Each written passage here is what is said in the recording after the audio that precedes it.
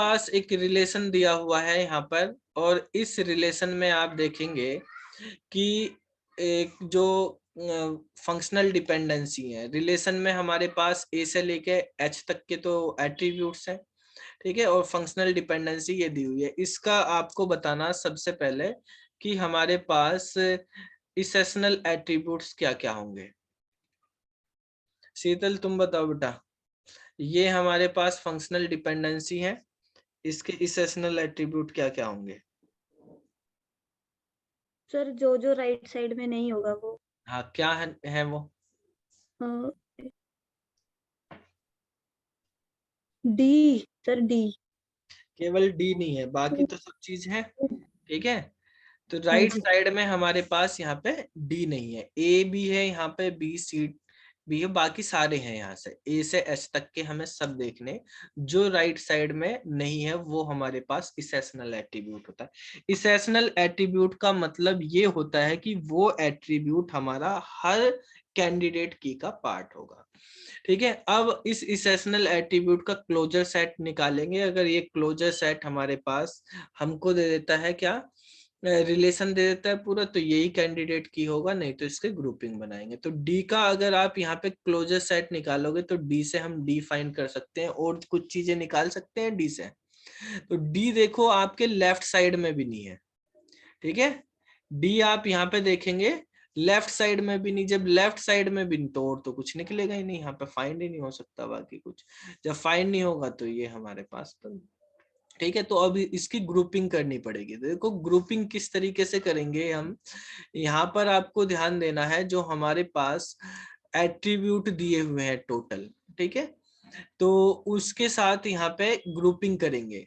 तो ये single attribute था, इसका एक एक के साथ और ग्रुपिंग कर देंगे। पहले हम इस तरह से करेंगे, ए और डी तो हमारा हर कैंडिडेट की का पार्ट हो गई, तो A D, B D, C D, D E, D F और डी जी और डी एच, ये हमारे पास बन गए ग्रुपिंग। अब इनके क्लोजर सेट निकालेंगे। एडी का क्लोजर सेट क्या होगा बेटा, तो एडी से हम एडी तो फाइंड ही कर लेंगे, ठीक है।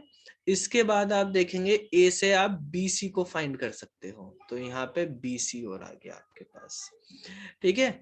अब आपके पास बी हो गया, तो बी से आप क्या निकाल सकते हैं, सी एफ और एच निकाल सकते हैं। तो सी है ही पहले से, एफ और एच और हमारे पास बन जाएंगे, ठीक है। इसके बाद आप यहाँ पे देखो बेटा, हमारे पास सी है, सी से हम कुछ निकाल सकते हैं, सी और एच की हेल्प से जी निकाल सकते हैं। सी और एच है हमारे पास, जी निकल जाएगा, ठीक है। और एफ ये बाकी सब हमारे पास देखो, अब ए आ गया, बी आ गया, सी आ गया, डी आ गया, ठीक है।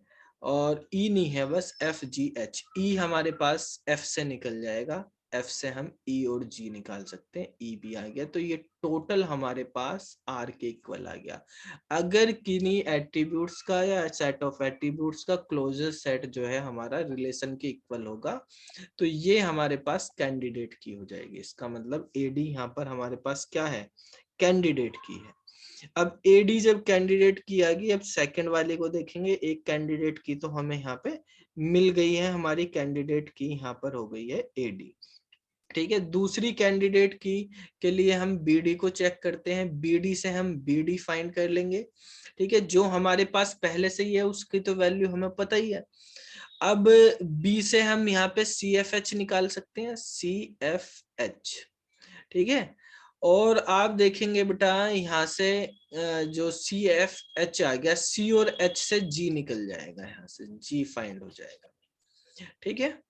और एफ से आप ई भी निकाल सकते हैं यहाँ से, और ई से फिर इस वाले डिपेंडेंसी से आप ए को फाइंड कर सकते हैं। तो A B C D E F G H सब हमारे पास बन गए, ये भी आर के इक्वल हो गया। तो ये भी आपके पास एक फंक्शनल डिपेंडेंसी यहाँ पे बन गई है, ठीक है। अब इसके बाद देखो बेटा, CD को चेक करते हैं हम। CD से हम क्या क्या चीज फाइंड कर सकते हैं, यहाँ पर CD से एक CD आ गया, C लेफ्ट में कहीं अकेला है नहीं जो उससे हम निकाल सके, और D भी नहीं है, ठीक है, तो इससे हम कुछ नहीं निकाल सकते आगे, यहीं पे क्लोज हो जाएगा। ईडी को देख लेते हैं, ईडी या डीई हमारे पास ये होगा, तो डीई है, और बेटा ई से आप ए निकाल सकते हो, ए से आप बी और सी निकाल सकते हो, और जब बी और सी आपके पास आ गया तो फिर तो बी से हमारे पास एफ एच भी निकल जाएगा, एफ से जो है हमारे पास ई और जी भी निकल जाएगा। ये टोटल हमारा रिलेशन बन गया, A B C D E F G H, ये ई दोबारा लिख लेंगे, ठीक है। तो ये हमारे पास एक कैंडिडेट की होगी।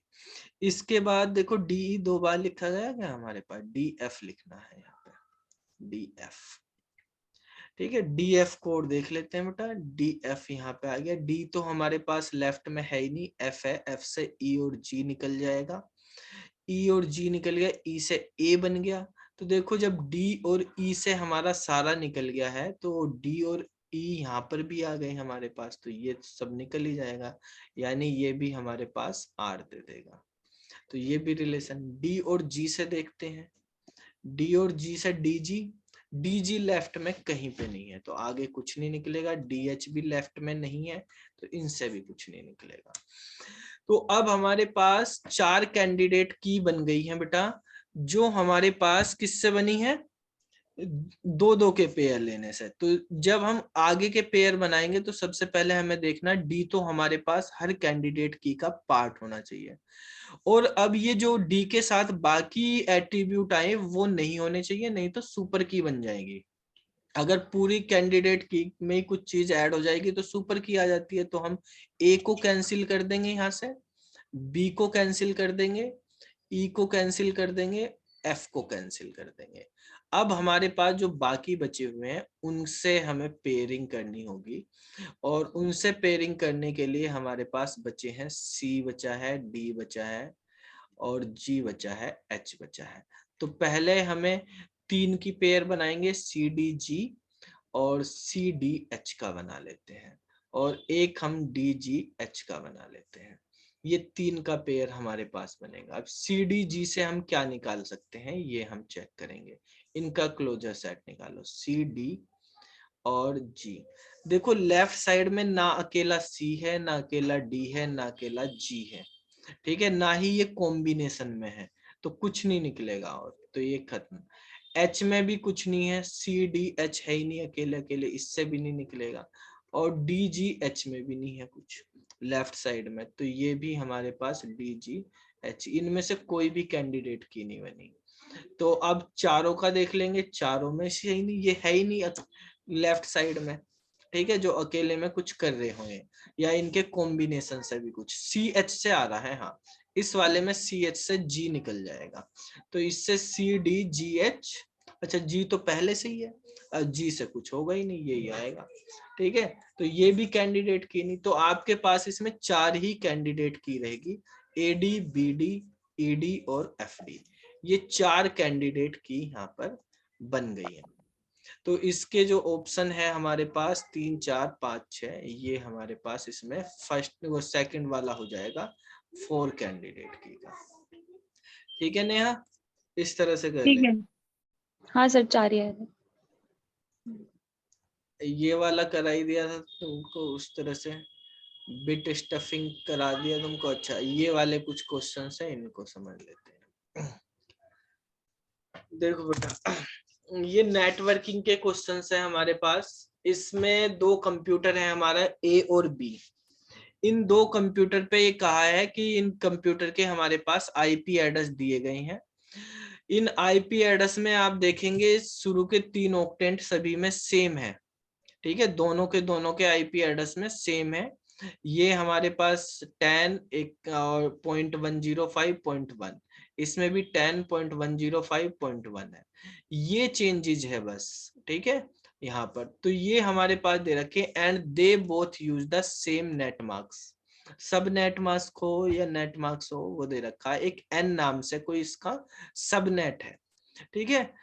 तो वो हम वॉइस नहीं आ रही बेटा, अब वॉइस नहीं आ रही तो वॉइस के लिए मैं बोलूंगा तब भी नहीं आएगी, ठीक है, तो तुम्हें क्या करना, पड़ेगा। वॉइस बंद कर रखी, बोल के तो मैसेज करके बता दो भाई इसको, है ना, ये मैसेज कर रही है कि वॉइस नहीं आ रही है ज्योति, इसने वो नहीं किया होगा जूम का ऑन, माइक स्पीकर ऑन पे क्लिक करना पड़ेगा डिवाइस से। एक मैसेज कर देना बेटा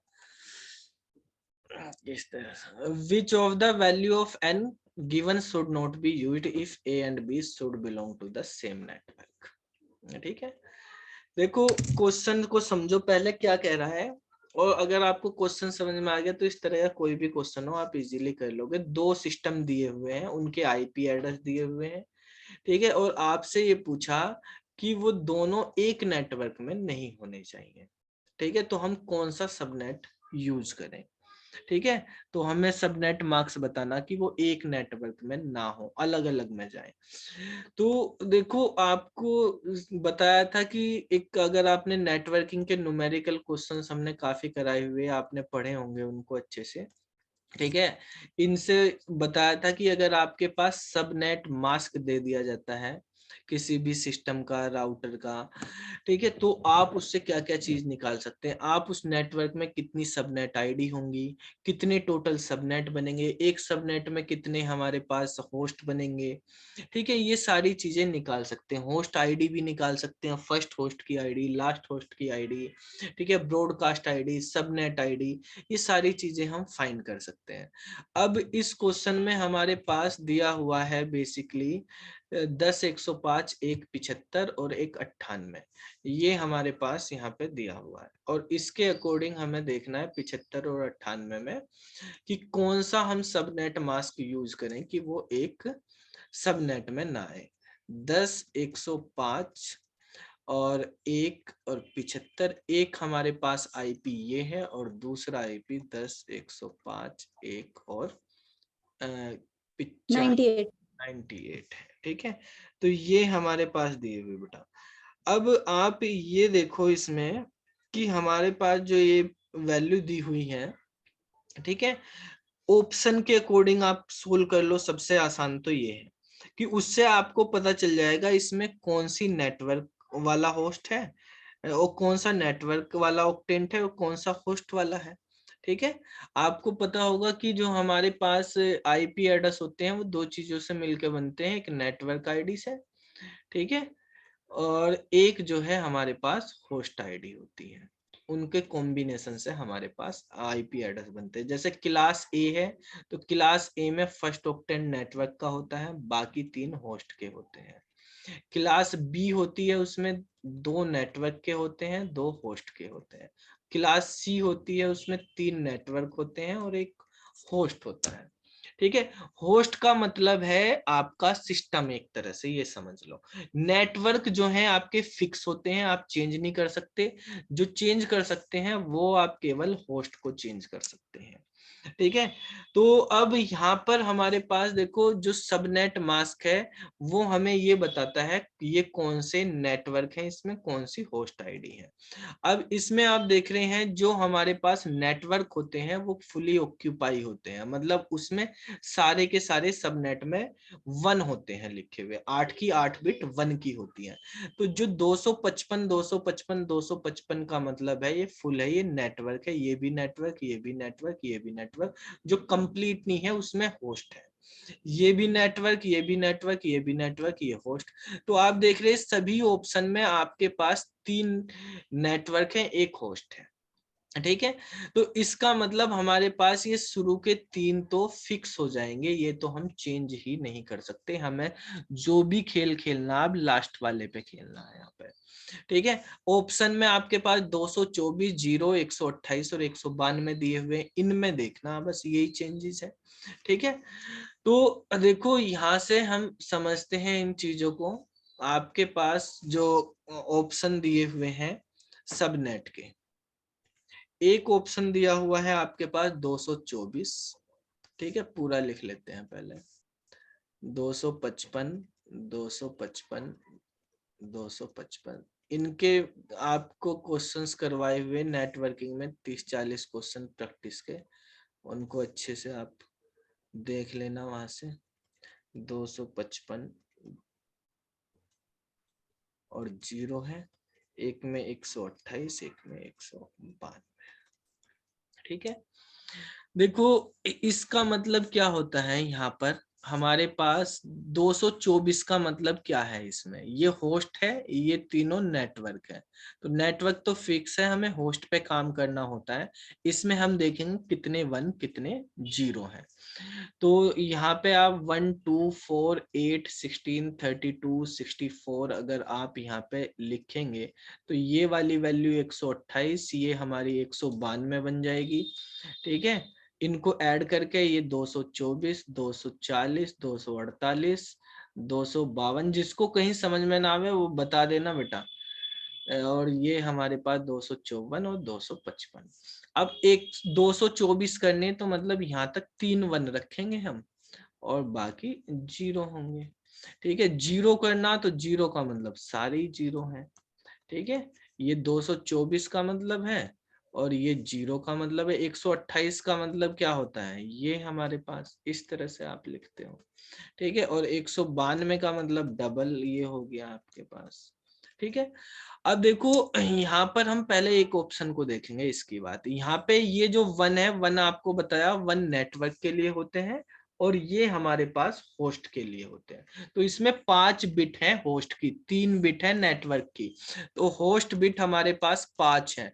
तो अगर आप 2 की पावर 5 करेंगे तो 32 बनेंगे, मतलब एक सबनेट के अंदर आपके पास 32 आईपी होंगे। एक सबनेट में कितने होंगे, 32 होंगे। तो 32 होंगे तो अगर मान लिया पहला सबनेट लेंगे तो उसमें 0 से 31, दूसरा सबनेट लेंगे तो उस सबनेट में 32 से लेके हमारे पास 63 तक होंगे। तीसरा सबनेट लेंगे तो 64 से लेके हमारे पास 95 तक हो जाएंगे। फिर नेक्स्ट लेंगे तो 96 से लेके 127 तक, ऐसे होंगे ना बेटा, समझ में आई बात। अब ये जो क्वेश्चन दिया हुआ उसमें एक 75 दिया था और एक क्या दिया था, 100, वो एक 98 दिया था, एक 75 और एक 98। तो 75 वाला कौन से ब्लॉक में पड़ेगा, इस वाले ब्लॉक में 75 वाला, और 98 वाला इस वाले ब्लॉक में पड़ेगा आपका। तो दोनों अलग अलग ब्लॉक में आ गए ना, तो इसका मतलब 224 वाले में का अगर सबनेट मार्क्स आप यूज करोगे ये वाला, तो ये सेम में नहीं पड़ेंगे, अलग अलग में जाएंगे। ठीक है, इससे ये डिफरेंट में पहुंच जाएंगे। अब अगर आप 0 वाला करोगे तो 0 में तो सारे के सारे होस्ट ही हैं, यानी 100 वो 256 के 256 ही बन जाएंगे, पूरा का पूरा सेट, यानी 0 से 255 तक ही होगा। तो मतलब इसी में ही 75 आ गया, इसी में ही 98 आ गया। ठीक है, अगर इसमें देखोगे इसमें 7 बिट है होस्ट की, तो 2 की पावर 7 मतलब 128 हो गया। तो एक ग्रुप 128 का बनेगा, यानी 0 से 127 का पहला, 128 से 255 का दूसरा ग्रुप बनेगा। ठीक है, टोटल 256 वैल्यू होती है एक ऑक्टेंट में। तो ये 75 और 98 इसी में आ गए, तो इसमें भी सेम में आएंगे, इसमें भी सेम में आएंगे। 192 वाला कर दिया तो यहाँ पर आपके पास 6 हो गए, तो 6 मतलब 2 की पावर 6 यानी 64 का हो गया। तो पहला 0 से 63 का बनेगा, दूसरा 64 से 127 का बनेगा। तो 64 से 127 वाले में ही आपका 75 भी आ जाएगा, 98 भी आ जाएगा। समझ में आ गया, ये भी सेम में आएगा। तो आंसर क्या होगा इस क्वेश्चन का,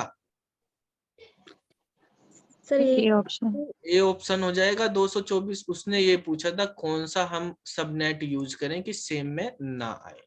ठीक है, तो सेम में ना आए तो हमें क्या यूज करना, 224 करना। ठीक है, अब अगर आपको समझ आ गया होगा तो क्लियरली जल्दी से ये हमें बताना है इस वाले में क्या आएगा। 113 और 91 हमें यूज करना है, तो अलग अलग में होना चाहिए। ठीक है, इसमें 128 वाले में हमारे पास और 0 0 में तो 0 से 255 का ही बनेगा एक गैप। इसमें 7 बचेंगे हमारे पास, तो 0 से 127 का पहला बनेगा, उसी में ही दोनों आ जाएंगे। 192 में आपको बताया 64 64 के बनेंगे, 0 से 63 का एक बनेगा, 64 से 127 का एक, इसी में ही आ जाएंगे दोनों। तो यहाँ भी यही 192 वो 224 वाला ही आंसर होगा। 0 से 31 और 32 से 63, और फिर हमारे पास 64 से 95।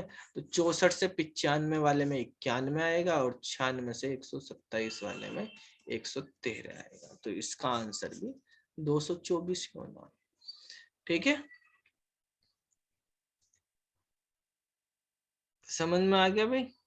Yes sir. चलो अब नेक्स्ट क्वेश्चन हम देखेंगे। यहाँ पर नेक्स्ट भी नेटवर्किंग का क्वेश्चन है। ये क्वेश्चन है, assume that source S and destination D are connected through 4 intermediate router label R। Router का नाम दे दिया R। ठीक है, तो determine how many times each packet has to visit the network layer and data link layer during the transmission from S to D। कितने 4 router हमने लगाए हैं S to D जाने के लिए।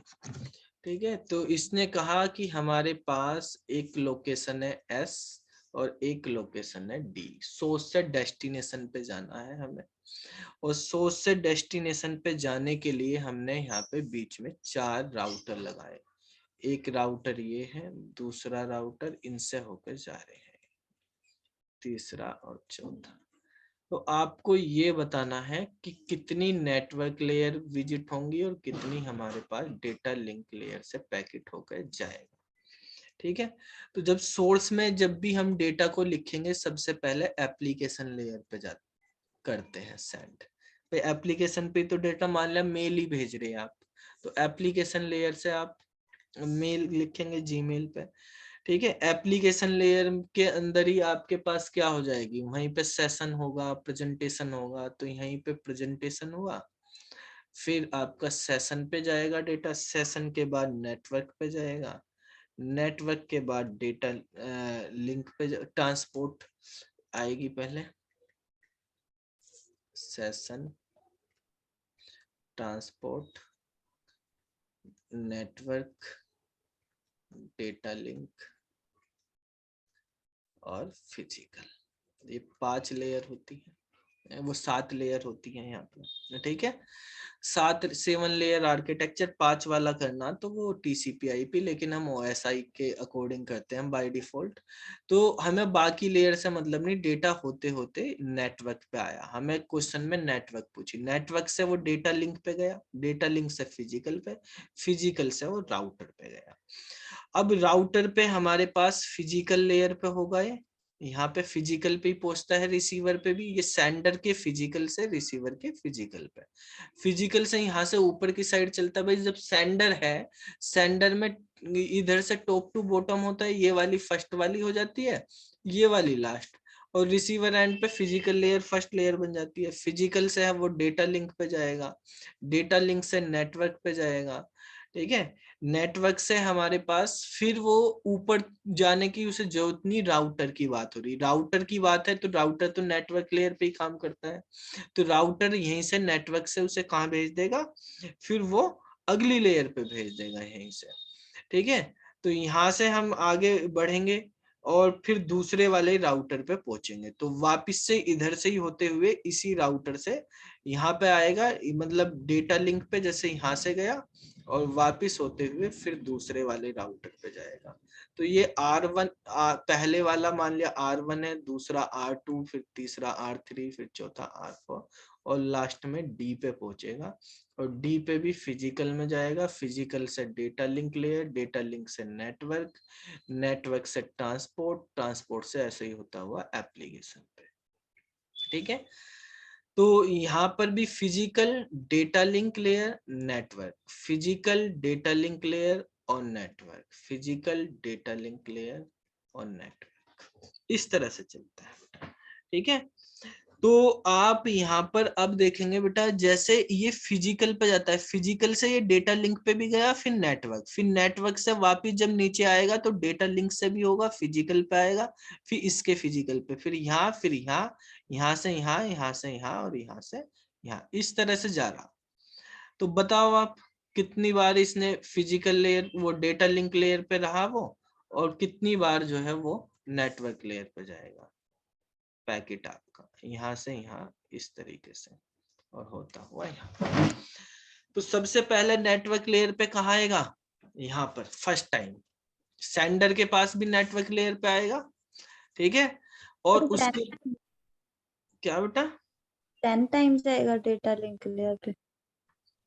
डेटा लिंक लेयर पे और नेटवर्क पे देख लेते हैं। नेटवर्क पे पहले कितनी बार जाएगा, तो एक बार यहाँ पे हो गया, एक 6 टाइम पे हो गया, एक बार यहाँ पे, 2 3 4 5 और 6 बार हो गया। ठीक है, तो नेटवर्क लेयर पे पैकेट जो है हमारे पास वो 6 टाइम हो गया। और डेटा लिंक लेयर पे एक बार यहाँ पे हो गया, एक बार यहाँ जाते वक्त हुआ, एक बार आते वक्त हुआ। ठीक है भाई, यहाँ पे तो जाना आना यहीं पे है एक ही बार। यहाँ पे जब जा रहा था ऊपर की साइड तब भी डेटा लिंक लेयर पे, जब ऊपर से नीचे आया तब भी, तो एक उसमें दो हो गए, दो यहाँ पर, दो यहाँ पर, दो यहाँ पर, दो यहाँ पर, तो कितने हो गए 8, और एक यहाँ पर और एक यहाँ पर, तो टोटल होगी हमारे पास 10। ठीक है, अब इसका देखो सीधा फॉर्मूला समझ लो, ये तो एक्सप्लेनेशन होगी कैसे काम कर रहा। जब भी आपके पास सोर्स से डेस्टिनेशन पे जा रहा हो, ठीक है, तो सोर्स और डेस्टिनेशन तो है ही, नेटवर्क लेयर हमेशा source plus destination plus number of router हो जाएगी। कितने राउटर लगाए, सोर्स का एक है, राउटर का एक है, या आप ये ही लिख दो सिंपल से कि नंबर ऑफ राउटर में 2 ऐड कर दो। ठीक है, तो नंबर ऑफ राउटर क्या है हमारे पास 4 है, और 2 ऐड कर दिया तो 6 बार नेटवर्क लेयर पे। डेटा लिंक लेयर में 2 इंटू नंबर ऑफ राउटर कर दो, राउटर पे डबल टाइम हो जाएगा, और प्लस के 2 कर दो, यानी 2 इंटू 4 प्लस 2 यानी 10 टाइम्स होगा। ठीक है, इस तरीके से विजिट होते हैं इनमें। समझ में आई बात। अब देखो यहाँ पर हमारे पास जैसे क्वेश्चन था ये, इसमें ऑप्शन देख लेते हैं हमारे, कौन सा आंसर हो जाएगा, बी वाला हो जाएगा। 6 बार नेटवर्क लेयर पे और हमारे पास 10 बार डेटा लिंक लेयर पे जाएगा। अब जल्दी से एक और क्वेश्चन है इसी टाइप का, उसका आंसर आपको बताना है। एक ही क्वेश्चन है क्या यहाँ पे, चलो मैं एक क्वेश्चन लिखता हूँ बताता हूँ, इसमें और क्वेश्चन नहीं है इस टाइप के।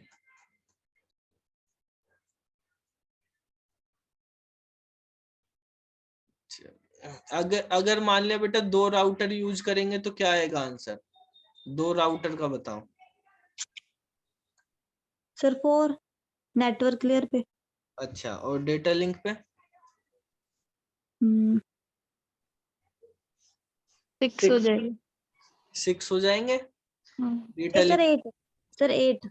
8 क्यों होंगे, अगर 2 राउटर हमने कर दिए हैं, ठीक है, तो नेटवर्क लेयर का अगर हमने निकालना तो क्या होगा, 2 प्लस 2 4 हो जाएगा, जितने राउटर उसमें 2 ऐड कर दो। और डेटा लिंक लेयर पे क्या बताया, 2 into number of network plus ये, तो 6 हो गया। यस। नहीं सर, इंटू नहीं है।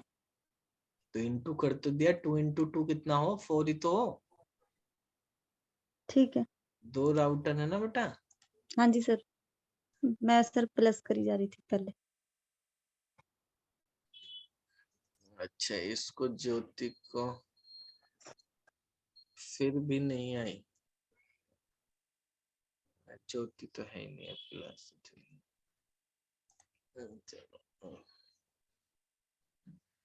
हाँ बेटा, ये क्या नाम है, मीरा।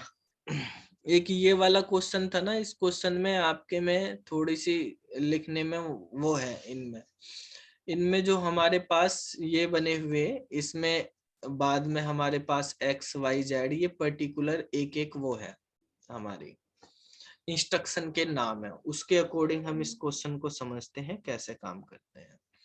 देखो बेटा, ये वाला क्वेश्चन असेंबली लैंग्वेज का एक प्रोग्राम दिया हुआ है, और 8 बिट का इसमें एक रजिस्टर दिया हुआ, ठीक है, और आपको ये जो इंस्ट्रक्शन दे रखी है, इन इंस्ट्रक्शन को रीड करके इन क्वेश्चंस के आंसर देने हैं।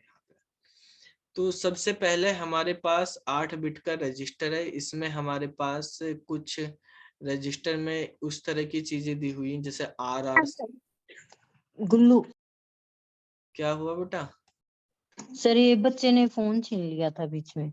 अच्छा, तो देखो इनको हम समझते हैं किस तरह से होंगे क्वेश्चन को, इसको कैसे करेंगे।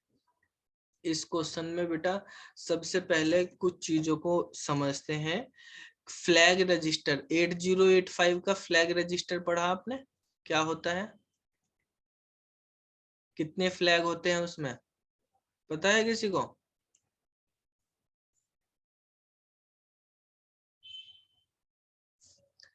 नहीं पता? नेहा? सर याद नहीं है। याद नहीं है, ये ब्रह्म प्रकाश, तुम्हें भी नहीं पता भाई? सर याद नहीं आ रहा सर। चलो कोई नहीं। CSA के अंदर ही हमारे पास 8085 का एक वो है प्रोसेसर जो होता है, उसमें फ्लैग रजिस्टर होते हैं बेसिकली हमारे पास 5 स्पेशली, ठीक है।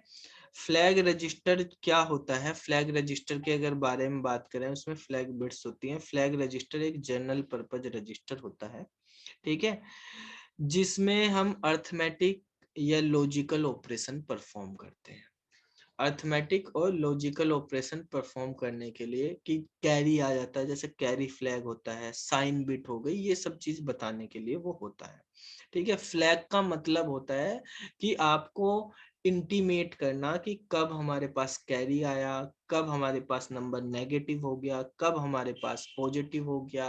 तो सेट या रीसेट की वे होती है उसमें 0 या 1। तो लॉजिकल ऑपरेशंस के बारे में वहां पे बात होती है। तो 8085 का जो फ्लैग रजिस्टर है, अगर हम यहाँ पे 8 बिट का रजिस्टर की बात करी जा रही, तो 8 बिट का अगर हम यहाँ रजिस्टर बनाते हैं, तो उसमें हमारे पास D0 ये डेटा के से रिप्रेजेंट की गई है कि डेटा हमारे पास है कोई, वो इस तरह से स्टोर हो जाता है, D0 D1 D2 D3 D4 D5 D6 और D7, ठीक है। अब ये जो है हमारे पास, इनमें हर बिट का कुछ ना कुछ मतलब होता है। जो हमारे पास बिट होती है D0, उस बिट को हम बोलते हैं CY। ये बिट हमारे पास CY को रिप्रेजेंट करती है। CY का मतलब होता है कैरी फ्लैग, ठीक है। जो हमारी बिट होती है D2 बिट हमारे पास P को रिप्रेजेंट करती है। P का मतलब होता है पैरिटी फ्लैग। अगर इनकी वैल्यू हमारे पास कोई सी भी बिट की 1 है, तो 1 का मतलब वो हमारे पास सेट है, और 0 का मतलब रीसेट है। मतलब अगर हमने CY की वैल्यू 1 है, तो इसका मतलब कैरी आ रहा।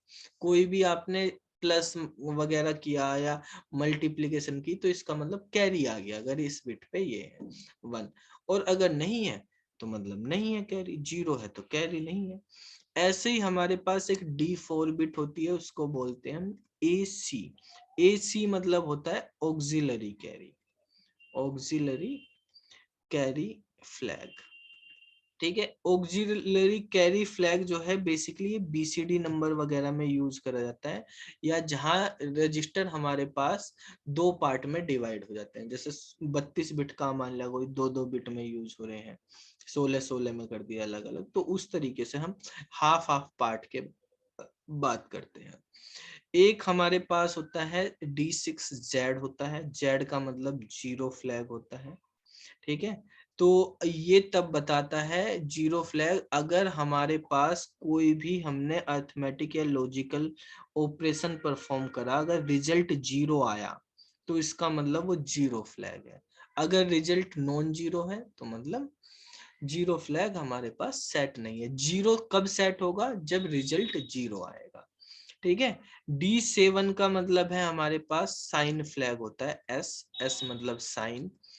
तो साइन फ्लैग का मतलब होता है हमारे पास 1 या 0 का मतलब नेगेटिव या पॉजिटिव। 1 का मतलब क्या होता है, हमारे पास नेगेटिव नंबर, 1 मतलब नेगेटिव को रिप्रेजेंट करता है, 0 मतलब पॉजिटिव नंबर। अगर ये वाली वैल्यू हमारे पास 1 है, तो रिजल्ट मतलब हमारे पास 0 आया है, और 0 है तो रिजल्ट मतलब नॉन जीरो है, ठीक है। तो ये हमारे पास फ्लैग होते हैं इसमें, ठीक है। इन्हीं फ्लैग के अकॉर्डिंग ही हमें इस क्वेश्चंस को करना है, ध्यान में देना है किस तरीके से काम करेगा। इसकी जो इंस्ट्रक्शंस हैं, उन इंस्ट्रक्शंस को अगर हम समझते हैं कि ये इंस्ट्रक्शन क्या कह रही हैं, तो अगर हम देखते हैं सबसे पहले मूव बी और हैश का मतलब इमीडिएट एड्रेसिंग मोड यूज किया हुआ है, कांस्टेंट नंबर है ये, कोई जीरो, यानी बी के अंदर जीरो कर दिया। अब 8 बिट में लिखना हमें उस जीरो को भी, ठीक है। बी के अंदर एक बी नाम का रजिस्टर है और बी नाम के रजिस्टर में जीरो का मतलब ये है कि बी के अंदर 8 टाइम जीरो लिखी हुई है, उसकी सारी बिट जो है जीरो है। ऐसे ही सी के अंदर हमारे पास 8 गया है, सी के अंदर 8 जाने का मतलब है कि 100008 होता है, 4 बिट ये होगी, 4 बिट जीरो हो गई है, ठीक है। तो इस तरीके से हमारे पास डेटा यहाँ पे दिया हुआ है। फिर इसने किया है, कंपेयर किया है कि सी की वैल्यू जीरो है क्या भाई। कंपेयर करने पे सी की वैल्यू हमारे पास जीरो आई है, नहीं है, सी की वैल्यू तो 8 है, ठीक है, तो जीरो नहीं है। तो जीरो नहीं है मतलब हमारे पास जीरो वाला फ्लैग जीरो ही रहेगा, जीरो वाला फ्लैग क्या रहेगा, जीरो रहेगा ना। इसका मतलब जो हमारे पास जीरो फ्लैग है उसकी वैल्यू हमारे पास हो गई जीरो, ठीक है। अब इसने कहा जेड जे एक्स का मतलब ये है कि अगर हमारे पास जीरो फ्लैग सेट है तो एक्स पे जंप कर जाओ। जेड जे का मतलब if zero flag is set, Z, जब जे का मतलब जंप, जेड का मतलब जीरो फ्लैग, अगर जीरो फ्लैग सेट है तो जंप करना है आपको टू एक्स पे, और एक्स पे जंप करना है, एक्स है यहाँ पे नीचे इधर, तो वो तो सेट है नहीं तो जंप नहीं करना, मतलब जंप नहीं करना तो आपको क्या करना, सब्ट्रैक्ट करना सी से एक, सी से एक कम कर देंगे, तो सी से एक कम कर देंगे, सी की वैल्यू 8 थी तो क्या हो जाएगी, सी की वैल्यू 7 हो जाएगी हमारे पास, ठीक है। उसके बाद आर आर सी ए करना, आर आर सी का मतलब क्या होता है, कल बताया था R R C, rotate right with carry. हाँ, रोटेट राइट, रोटेट राइट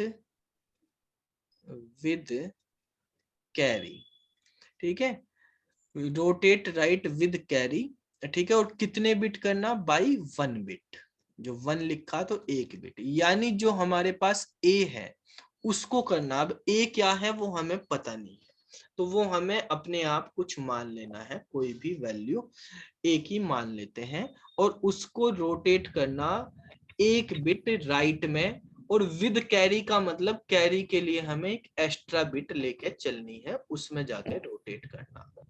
अब इसको आप समझो, यहाँ पर इसको हम, यहाँ तक की बात समझ में आ गई ना, ये इंस्ट्रक्शन क्या काम कर रही है। यहाँ से शुरू है, थोड़ा सा इसको छोटा कर देते हैं, ठीक है, जो हमारे पास एक इसमें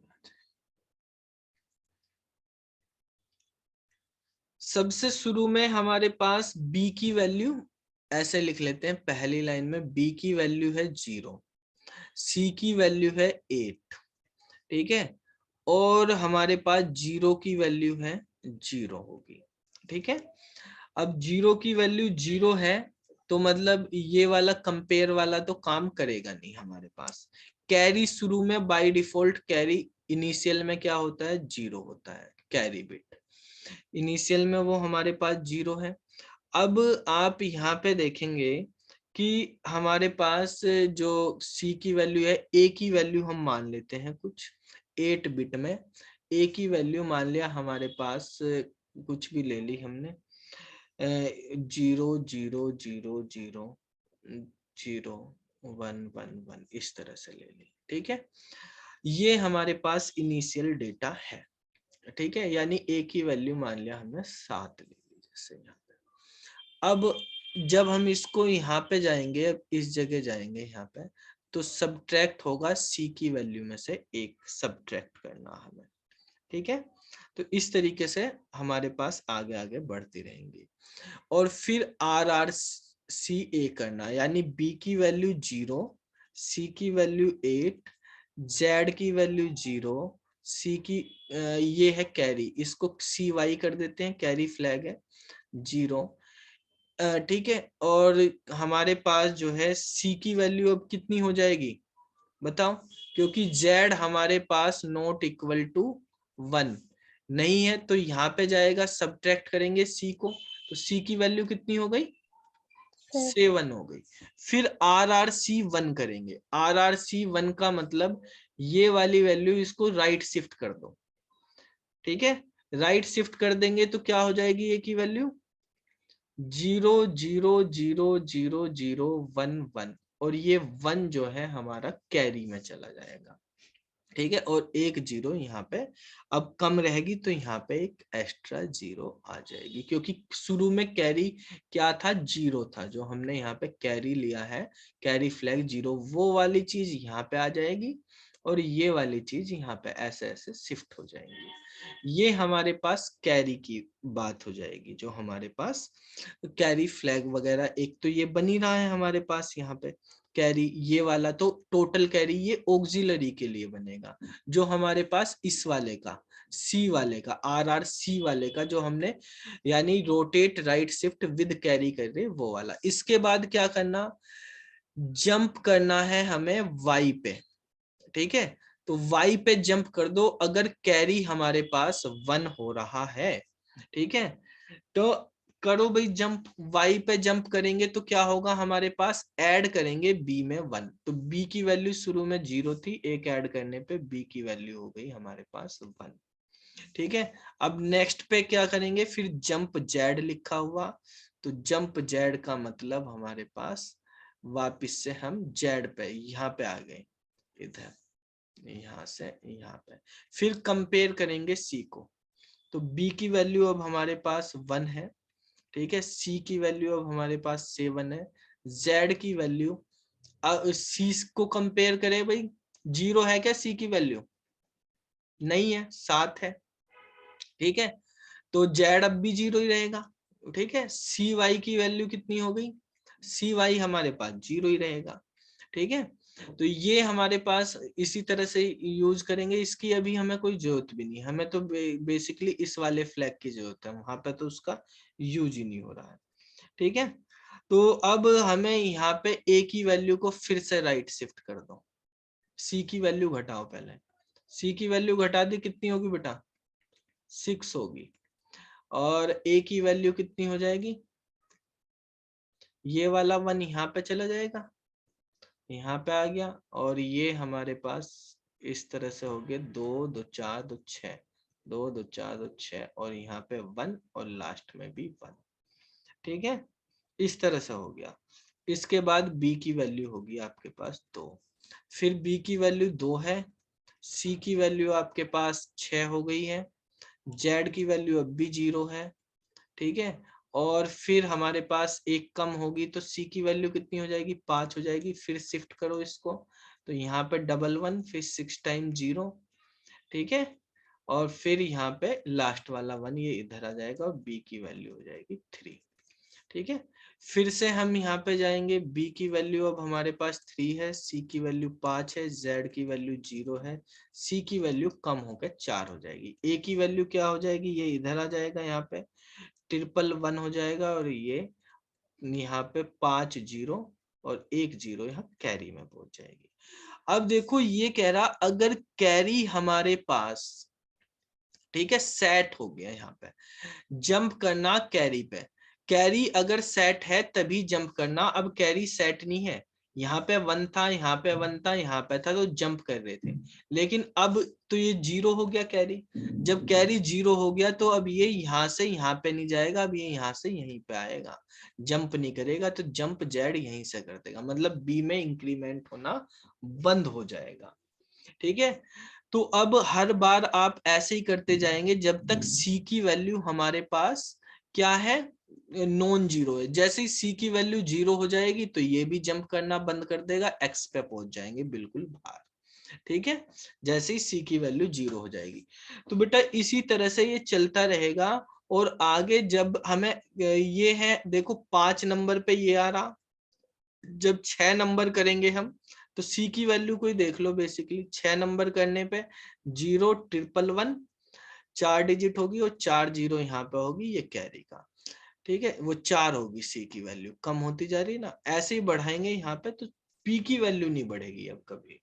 ठीक है, तो हमारे पास जब बी की वैल्यू नहीं बढ़ेगी, इसमें है 4 जीरो यहाँ पे, देखो सी की वैल्यू जब 4 है तो हमारे पास ए की वैल्यू होगी 0 ट्रिपल 1 4 जीरो और यहाँ पे 0, बी अभी भी 3 ही रहा। सी की वैल्यू 3 हो जाएगी तो ए की वैल्यू 00 ट्रिपल 1 ट्रिपल 0 0, सी की वैल्यू 2 हो जाएगी तो 00 ट्रिपल 0। ये समझ में आ रहा ना कैसे हो रहा, जिसको समझ में नहीं आ रहा हो पूछ लेना। सी की वैल्यू 1 तो 4 टाइम्स 0 ट्रिपल 1 0 और 0, क्योंकि ये कैरी हमारे पास 0 है तो जब तक कैरी सेट नहीं होगा हम यहाँ पे जंप नहीं करेंगे, जब ये 1 होगा तभी जंप करेंगे, तो बी की वैल्यू 3 ही रहेगी। जब सी 0 हो गया अगले नंबर पे, तो सी के 0 होने पे ये जेड भी यहाँ से जंप नहीं करेगा और ये जेड जंप करेगा एक्स पे, अब तो ये बाहर निकल जाएगा, बंद हो जाएगा, ये फाइनल रिजल्ट। तो बी की वैल्यू हमारे पास कितनी आई है, 3 आई है। जितनी बार यहाँ पे 1 होंगे, ठीक है, उतनी बार ही हमारे पास ये जंप करेगा। ठीक है, यानी बी की वैल्यू इंक्रीमेंट होगी, ये वाई पे जंप करेगा। ये कैरी उतनी बार आएगा, कहीं पे भी हो, लास्ट में लिया हमने तो शुरू में ही आ गया, बीच में होंगे तो कहीं भी आ जाएगा। तो मतलब जितने भी ए के अंदर 1 होंगे उतनी ही बी की वैल्यू होगी। ठीक है, तो ये जो क्वेश्चन था बेटा आपका, इस क्वेश्चन में यही पूछा है कि if the initial value of register A is A0, वो A0 आप अपनी मर्जी से कुछ भी मान लो। ठीक है, रजिस्टर ए की इनिशियल वैल्यू अगर A0 है तो इस प्रोग्राम को कंप्लीट होने के बाद रजिस्टर बी की वैल्यू क्या होगी, A0 में जितने 1 है उतनी ही हमारे पास बी की वैल्यू होगी, यानी the number of ones bit in A0। तो इसका आंसर आपका बी होगा यहाँ पे। समझ में आई बात?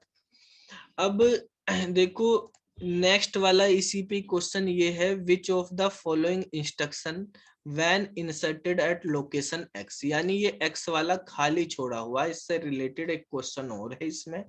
इसमें कहा x की जगह कौन सी इंस्ट्रक्शन लिखें कि will ensure that the value of register A after program execution is the same as initial value, यानी जो हमारे पास ए की वैल्यू है जो शुरू में थी वही हो जाए, यानी A0 की वैल्यू जो शुरू में थी वही आ जाए वापस से।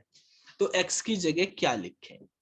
ठीक है भाई, हमारे पास लास्ट में क्या बन गई थी, a की वैल्यू लास्ट में 1110 4 ये हो गया 4 0 ये बन गई, ये वाली वैल्यू बन गई थी।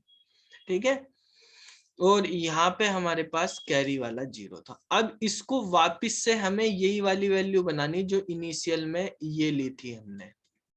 ठीक है, तो हमें क्या करना होगा बताओ, क्या करना होगा, इस वाली वैल्यू को ये वाली वैल्यू में कन्वर्ट करना। भाई एक बार और राइट शिफ्ट कर दो, रोटेट राइट, भाई एक बार ही करना बस है, रोटेट राइट शिफ्ट एक बार कर दो, बार बार लूप चलाने की जरूरत नहीं।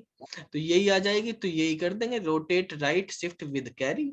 ठीक है, ये कैरी वाली वैल्यू इधर चली गई है यहाँ पे और ये वाली वैल्यू इधर शिफ्ट हो गई, तो ये आ गया हमारे पास, यानी RRCA कर दिया हमने, rotate right shift with carry, एक बिट का करना।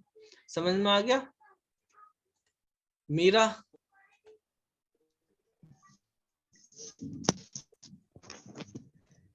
चलो हाँ जी सर।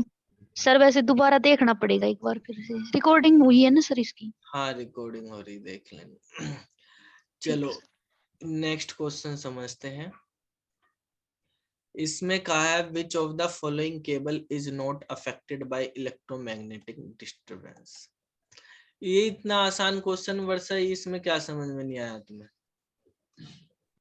इसमें ना एक्चुअली आंसर अलग अलग दिया हुआ था, इसलिए बस ये कंफ्यूजन थी। इलेक्ट्रोमैग्नेटिक डिस्टरबेंस किस में नहीं होगा, जो भी हमारे पास वायर सबसे पावरफुल होगी उसमें ही नहीं होगा। सबसे बढ़िया कौन सी वायर मीडिया कौन सी है? Sir optical fibre. Optical fibre होती है। तो यूटीपी हमारे पास सबसे ज्यादा, इसमें इलेक्ट्रोमैग्नेटिक डिस्टरबेंस इसमें सबसे ज्यादा होगा, उससे कम इसमें होगा, उससे कम कोएक्सल में होगा, सबसे कम फाइबर ऑप्टिक्स में। ठीक है, इसमें नहीं होगा, तो फाइबर ऑप्टिक्स इसका आंसर हो जाएगा। ठीक है, इसके बाद ये क्वेश्चन है, enable multiple central processor to serve real time application and multiple users. बताओ बेटा क्या आंसर होना चाहिए इसका? मल्टीपल सेंट्रल प्रोसेसर है हमारे पास, सीपीयू मल्टीपल है, ठीक है, और रियल टाइम एप्लीकेशन में हम उनको यूज कर रहे हैं, मल्टीपल यूजर यूज कर रहे हैं। ठीक है, देखो टाइम शेयरिंग का तो मतलब एक ही प्रोसेसर होता है और मल्टीपल यूजर के साथ शेयर किया जाता है। ठीक है, तभी तो वो टाइम शेयर कर रहा। टाइम शेयरिंग का मतलब क्या है, एक ही आदमी एक वो है सर्विस देने वाला और यूजर हो गए बहुत ज्यादा, तभी तो वो टाइम शेयर कर रहा। अगर सर्विस देने वाले काउंटर भी हमारे पास ज्यादा हो जाए और यूजर भी ज्यादा हो जाए तो क्या करने की जरूरत है? इसने तो कहा मल्टीपल सीपीयू है हमारे पास, तो टाइम शेयरिंग की क्या, सीपीयू C1 C2 C3 ये है, 3 यूजर हैं, U1 U2 U3, तो ये यहाँ ये यहाँ ये यहाँ, मेमोरी और ऑपरेटिंग सिस्टम हम एक ही यूज कर रहे हैं। ठीक है, तो वो सब यहाँ से उसने अपनी ये सब काउंटर बनाए हुए तो वो यूज कर रहे, तो क्या होगा, डिस्ट्रीब्यूट कर रखा हमने चीजों को, तो डिस्ट्रीब्यूटेड यूज होगा। अगर यहाँ मल्टीपल वर्ड ना होता तो हम टाइम शेयरिंग यूज करते। ठीक है, अब रियल टाइम एप्लीकेशन है भाई, रियल टाइम में तो आपको ये पता है एट ए टाइम आपको रिजल्ट चाहिए। ठीक है, तो फास्ट प्रोसेसिंग अगर आप वेटिंग में, टाइम शेयरिंग में वेटिंग में लगा के रखोगे कहाँ मिल पाएगा। ठीक है, तो इस तरह से हमारे पास यूज होगा इसमें डिस्ट्रीब्यूटेड वाला। लिटरल क्या होता है जावा स्क्रिप्ट में? अच्छा, लिटरल कितने टाइप के, लिटरल मतलब कांस्टेंट। जावा स्क्रिप्ट में कांस्टेंट कितने तरह के होते हैं बताओ कोई?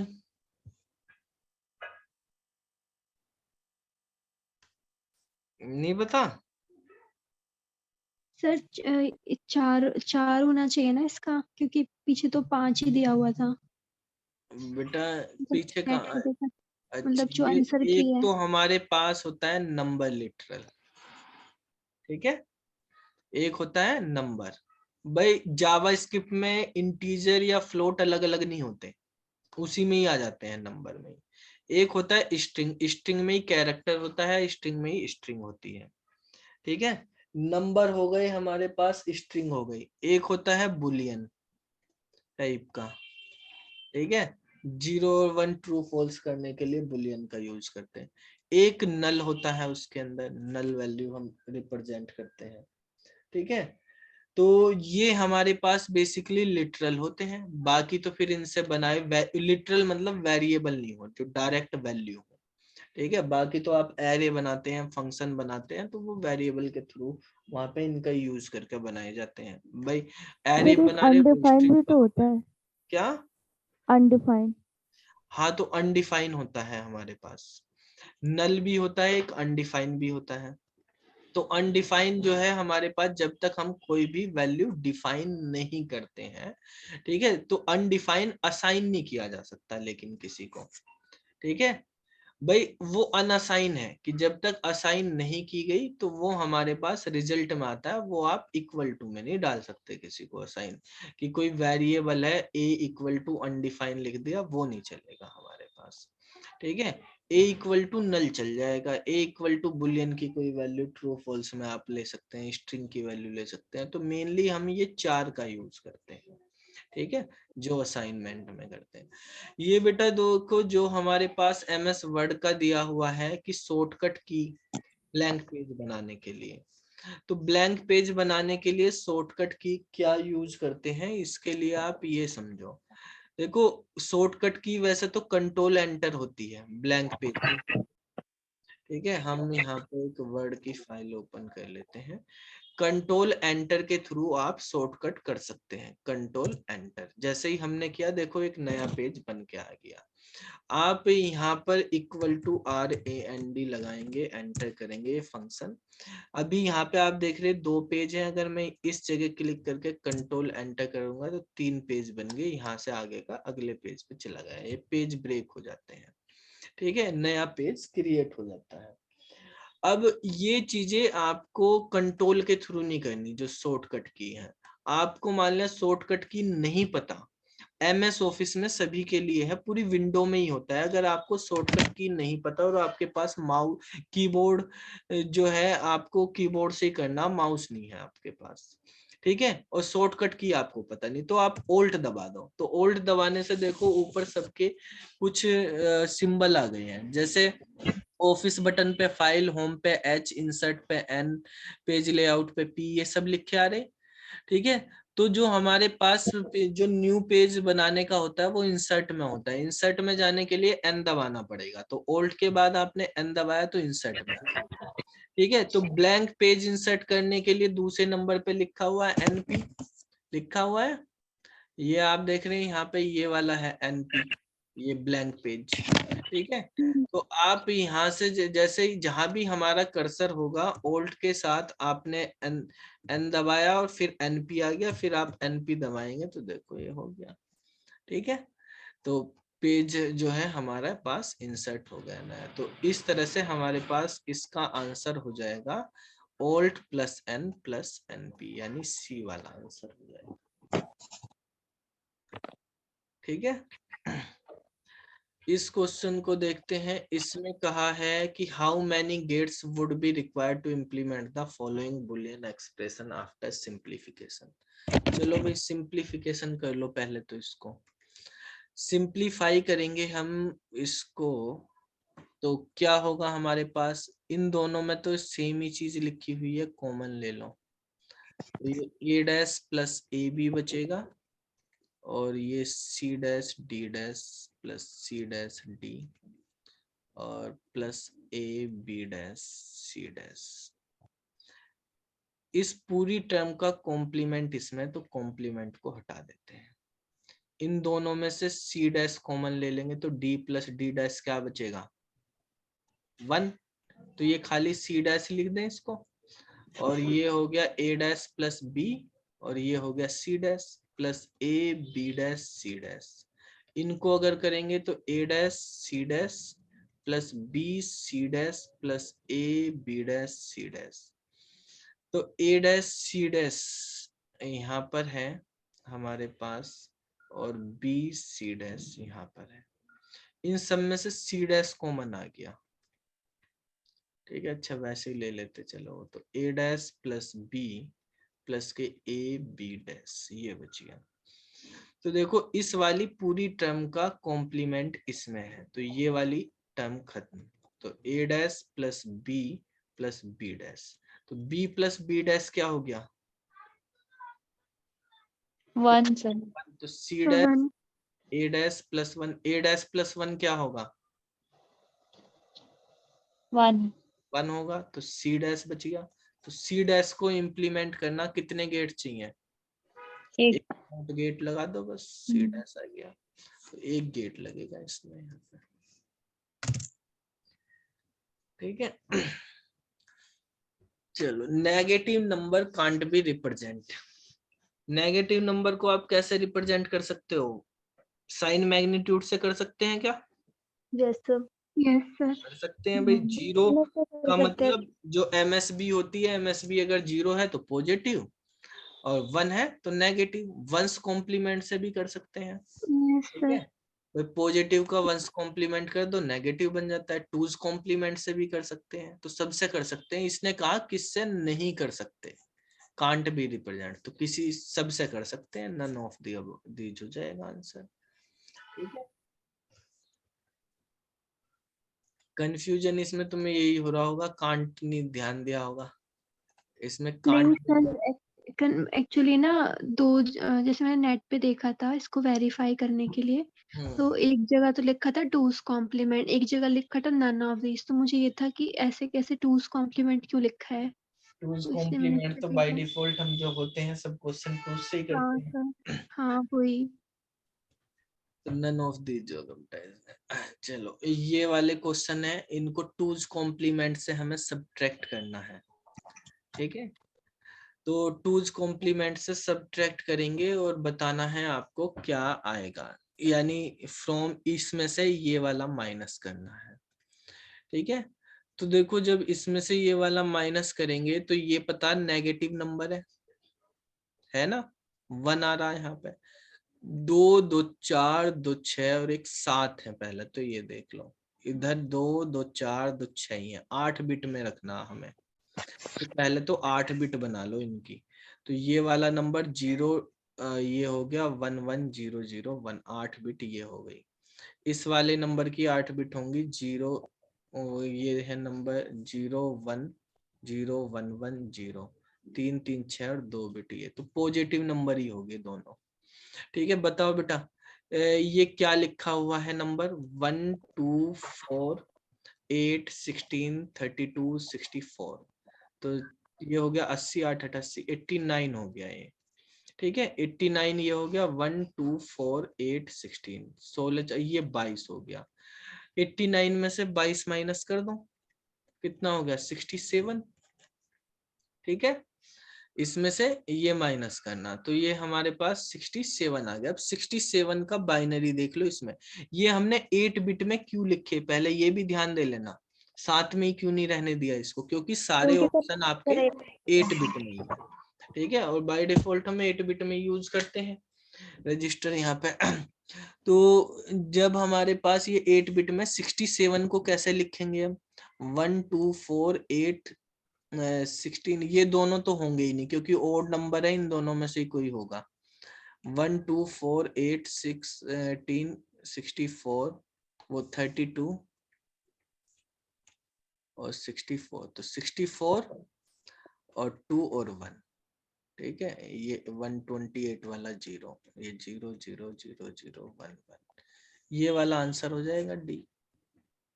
ठीक है, तो इस तरह से करेंगे। आपको ये टूज कॉम्प्लीमेंट लिखा तो ये नहीं कि करना ही आपको टूज कॉम्प्लीमेंट, टूज कॉम्प्लीमेंट आपको तभी करना है जब आपको नेगेटिव नंबर दिया हो, पॉजिटिव में नहीं काम करेंगे। ठीक है, तो पॉजिटिव में सिंपल करेंगे, पहले डेसिमल में कन्वर्ट करके माइनस कर दो। ऐसे ही ये है 28 और 18 को ऐड करना टूज कॉम्प्लीमेंट से। भाई पॉजिटिव में क्यों हम टूज कॉम्प्लीमेंट करें, 28 और 18 46 होते हैं, 46 का बाइनरी लिख दो। 32 और 16 तो 48 हो जाएंगे, 32 और 8 40 और 4 44 2 46, ये आंसर हो जाएगा इसका। 0 0 1 0 ट्रिपल 1 0, ये पहले वाला ही आंसर हो जाएगा।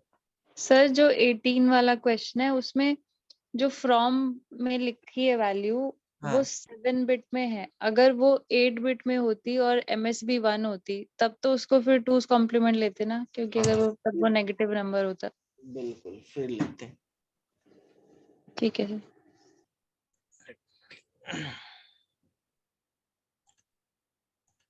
चलो क्वेश्चन नंबर नेक्स्ट है, for solving complex software problem the best project team. Project team कौन सी बेस्ट होगी कॉम्प्लेक्स सॉफ्टवेयर प्रॉब्लम को सोल्व करने के लिए। ठीक है, तो देखो इसमें क्लोज ओपन रैंडम सिंक्रोनस ये दी हुई है। सॉफ्टवेयर टीम जो है 4 पैराडाइज्म यूज करती है। क्लोज का मतलब होता है कि जो चीज पहले से ही बनी हुई है उसी पे फोकस करें आप। ठीक है, यानी जो ट्रेडिशनल चीजें चलती हुई आ रही हैं पहले से ही, आपने कोई चीज पहले से बनाई हुई है, उसी एक पैटर्न पे आपको काम करते हुए चलना है। ठीक है, वेल डिफाइंड वर्क है हमारे पास पहले से ही वो। तो कॉम्प्लेक्स प्रॉब्लम के लिए तो वो है नहीं, कॉम्प्लेक्स का मतलब तो हमारे पास कोई नई प्रॉब्लम आ गई, कोई अलग प्रॉब्लम आ गई है, और मुश्किल प्रॉब्लम भी है तो वो हमने पहले सोल्व नहीं की, वही तो कॉम्प्लेक्स होगी हमारे लिए। जो हमने पहले कर रखा वो क्या कॉम्प्लेक्स। ठीक है भाई, कॉम्प्लेक्स और इजी का मतलब क्या होता है, जो हमें नहीं आता वो कॉम्प्लेक्स, जो आता है ना वो इजी। ठीक है, सेम चीज किसी के लिए कॉम्प्लेक्स हो सकती है, किसी के लिए इजी हो सकती है। कॉम्प्लेक्स और इजी का मतलब यही है, हमने कर लिया तो हमारे लिए इजी, नहीं किया तो कॉम्प्लेक्स। ठीक है, तो वो हम पे डिफाइन करता है सोल्व करने वाले पे। ओपन का मतलब क्या है कि ओपन में जितनी भी टीम होगी, टीम के जितने भी मेंबर हैं वो अपने इनिशिएटिव दे सकते हैं, अपने विचार दे सकते हैं, अपने इनपुट दे सकते हैं कि किस तरह से करना है चीजों को। तो हम नई चीजें भी वहां पे इनोवेशन, जब हम किसी प्रोजेक्ट को, नया प्रोजेक्ट इनिशियल स्टेज पे बना रहे हैं, उसमें भी ये यूज करी जा सकती है। ठीक है, तो वहां पे जो टीम मेंबर हैं वो एक प्रोजेक्ट की तरह काम करते हैं, और जो प्रोजेक्ट है वो अलग अलग बंदों को डिवाइड करके उस तरह से, मतलब प्रोजेक्ट को भी डिवाइड कर देते हैं, वहां पे काम करते हैं। जो हमारे पास बेसिकली एक होते हैं रैंडम। रैंडम वाले में क्या होता है, रैंडम में भी यही होता है कि इंडिविजुअल टीम मेंबर होती है वो कर रहे। रैंडम और ओपन में थोड़ा डिफरेंस है कि जो ओपन वाले हैं वो क्लोज और रैंडम दोनों के हमारे पास कॉम्बिनेशन में आते हैं। ठीक है, जो हमारे पास रैंडम और क्लोज होते हैं दोनों का कॉम्बिनेशन, यानी हाइब्रिड नेचर एक तरह से ओपन कहलाता है। क्लोज तो एक तरह से हमारे पास हो गया प्री डिफाइंड चीजें होगी, यहाँ पे प्री डिफाइंड चीजें होगी। रैंडम का मतलब हमारे पास हो गया कि इंडिविजुअल के होगी।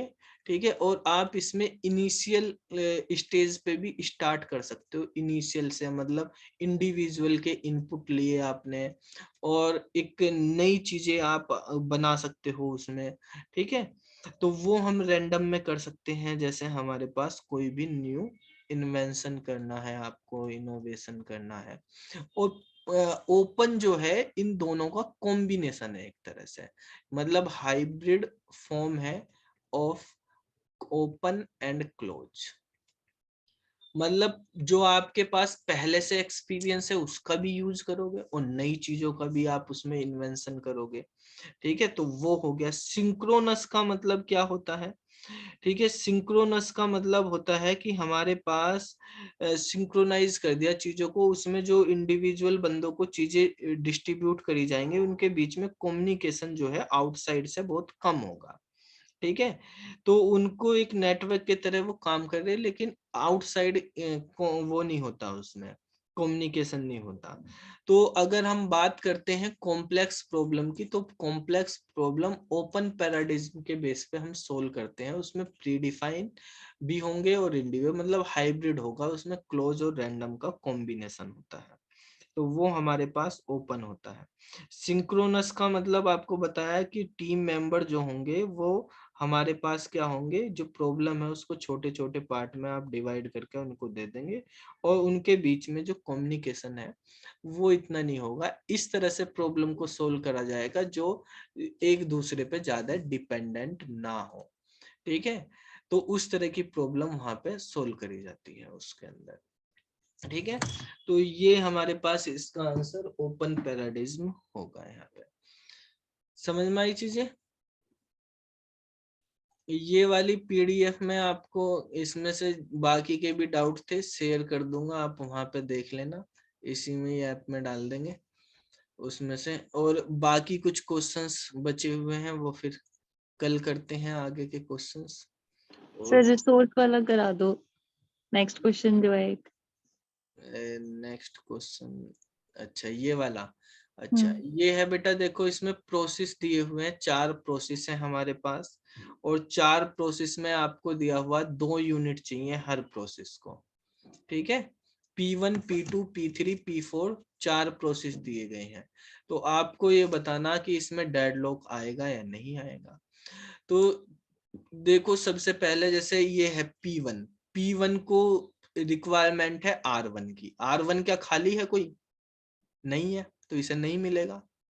ठीक है, अब P1 ने R2 को एक को एक्वायर किया हुआ है, इसको पहले से। ये वाली होती है हमारे पास असाइन की, जो रिसोर्स से हमारे पास प्रोसेस की तरफ जाती है। ये वाला साइन होता है रिसोर्स का, स्क्वायर या रेक्टेंगल में, और ये सर्कल वाला जो है या ओवल वाला, ये प्रोसेस को डिनोट करता है।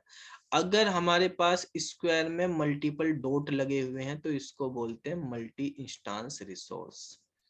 ठीक है, ये रिसोर्स है, इसको बोलेंगे मल्टी इंस्टेंस रिसोर्स। रिसोर्स जैसे आपके ऑफिस में मान लिया प्रिंटर है, लेकिन ये 2 प्रिंटर है आपके पास, मतलब 2 सिस्टम उसको डायरेक्टली एक्सेस कर सकते हैं। ठीक है, तो ऐसे ही अब देखो P1 को एग्जीक्यूट होने के लिए R1 की रिक्वायरमेंट है, लेकिन R1 किसके पास है? P2 के पास। तो P2 को किसी और की रिक्वायरमेंट है क्या? नहीं है। तो R1 की रिक्वायरमेंट ये तो एग्जीक्यूट हो जाएगा, P2 आप एग्जीक्यूट कर देंगे और एग्जीक्यूट होते ही ये इसको छोड़ देगा, इसको छोड़ देगा तो यही से मिल जाएगा, फिर P1 भी एग्जीक्यूट हो जाएगा। ऐसी P3 के पास जो है R1 तो है, लेकिन इसको रिक्वायरमेंट R2 की है। R2 जैसे ही P1 एग्जीक्यूट हो जाएगा तो ये छोड़ देगा, ये P3 को मिल जाएगा, और P3 को मिल जाएगा तो P3 एग्जीक्यूट हो जाएगा। P4 को R2 की जरूरत है, R2 उसके पास है ही, P4 तो ऐसे ही हो जाएगा। P4 और P2 तो हमारे पास सबसे पहले सबसे बाद में कभी भी करो, ये किसी से मतलब ही नहीं, इनके पास है पहले से। तो ये जो हमारे पास ऑर्डर बन गया, ये हमारे पास सेफ सीक्वेंस कहलाता है। और इसमें मल्टीपल सेफ सीक्वेंस बन सकते हैं। आप पहले P4 को करा लो चाहे, या P2 के बाद P4 करा लो, P4 के बाद P2 करा लो, कैसे भी करा लो, बहुत सारे सेफ सीक्वेंस बन जाएंगे। तो इसमें डेडलॉक नहीं, अगर सारे के सारे प्रोसेस आपके एग्जीक्यूट हो जाते हैं तो कोई डेडलॉक नहीं आता। तो डेडलॉक नहीं है, लेकिन क्या इसमें साइकिल बन रही है? तो यहाँ से यहाँ, यहाँ से यहाँ, यहाँ से यहाँ, यहाँ से ये साइकिल बन रही है, क्लोज ग्रुप बन जाना, ऐसे क्लोज पाथ हमारे पास, वो साइकिल कहलाती है। तो साइकिल तो है, लेकिन हमारे पास क्या नहीं है, इसमें डेडलॉक नहीं है। अगर मल्टी इंस्टांस वाला ग्राफ है आपके पास, तो मल्टी इंस्टांस में साइकिल बनने के बावजूद भी आपके पास डेडलॉक हो भी सकता है, नहीं भी हो सकता। जो सिंगल इंस्टांस होता है उसके अंदर अगर हमारे पास साइकिल बन रही है तो डेडलॉक होगा। अगर कैसा भी ग्राफ है, अगर कोई साइकिल नहीं है तो डेडलॉक होता ही नहीं, नो डेडलॉक। ठीक है, और अगर हमारे पास साइकिल है और सिंगल इंस्टांस है, ठीक है, तो सिंगल इंस्टांस साइकिल में डेडलॉक होता है। और साइकिल होने पे मल्टी इंस्टांस हो अगर, तो मल्टी इंस्टांस के केस में डेडलॉक हो भी सकता है, नहीं भी हो सकता, मे और मे नॉट भी। ठीक है, तो इसके अंदर हमारे पास साइकिल है लेकिन डेडलॉक नहीं है। तो इसका आंसर जो हो जाएगा कौन सा हो जाएगा? Cycle but not deadlock, D वाला हो जाएगा। ठीक है, ये वाला आंसर।